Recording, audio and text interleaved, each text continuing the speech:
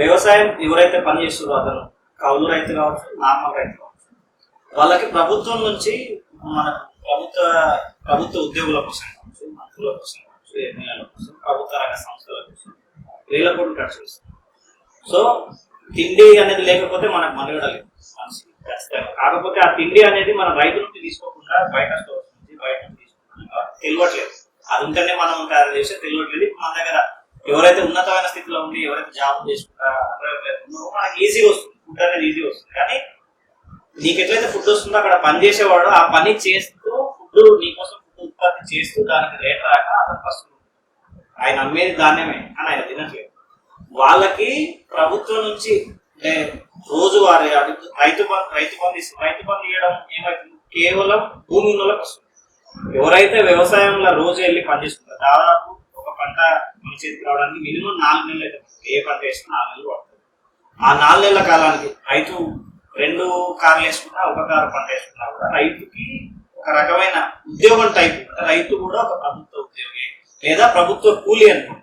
రైతుకి కూలీ చెల్లిస్తే ఈ విధానం తీసుకొస్తే ఇది పక్కదారి పోకుండా కేవలం ఎవరైతే భూమిలో దిగి మట్టిలో ఎవరైతే దిగి పనిచేస్తున్నారో వాళ్ళకి మాత్రమే కొంచెం అమౌంట్ అనేది ప్రభుత్వం చేయగలిగితే ఖచ్చితంగా వ్యవసాయ రంగంలో ఏమన్నా చేంజెస్ భరోసా ఇచ్చిన వాళ్ళం అవుతాం కదా. మనం కొనేదానికి డబ్బులు ఇచ్చుకుంటడం అయిపోతుంది, కానీ నీకోసం ఫ్రీగా పనిచేస్తుంది. మొత్తం ఈ వ్యవస్థనంతా కంప్లీట్ గా చూసుకొని వస్తే ఖచ్చితంగా రైతు ఆడ ఊకనే పనిచేస్తుంది.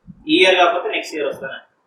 ఒకవేళ ప్రభుత్వం దృష్టి అంటే ఏ దేవుడో కనికరించి ప్రభుత్వానికి కలిగి ఇస్తే బాగుంటుందా రైతులకు?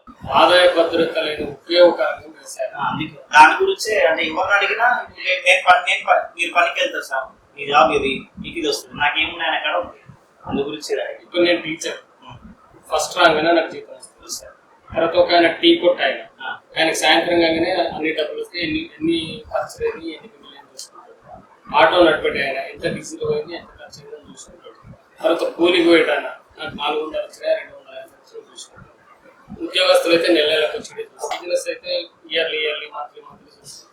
కానీ వ్యవసాయదారునికి ఒక్కరికి ఆదాయ భద్రత లేదు. ఈ ఆదాయ భద్రత లేకపోవడం వల్ల సూసైడ్ జరుగుతారు.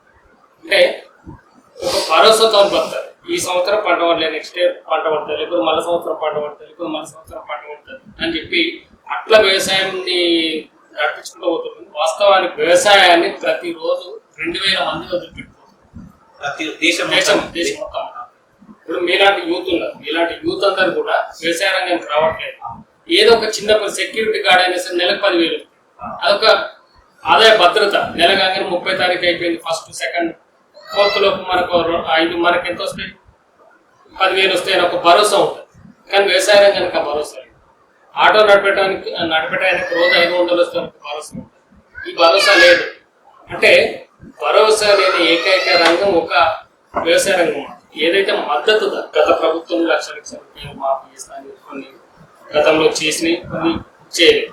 తర్వాత దేశవ్యాప్తంగా కూడా కొంత చర్చ జరుగుతా ఉంది. నేనేమంటున్నా అంటే వ్యవసాయంలో అప్పు తీసుకునే పరిస్థితి దుర్మార్గం.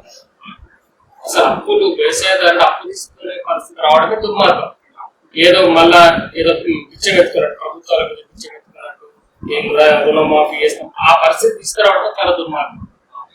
అసలు మెయిన్గా ఏంటంటే రైతులు అప్పు తీసుకునే పరిస్థితి రావద్దు.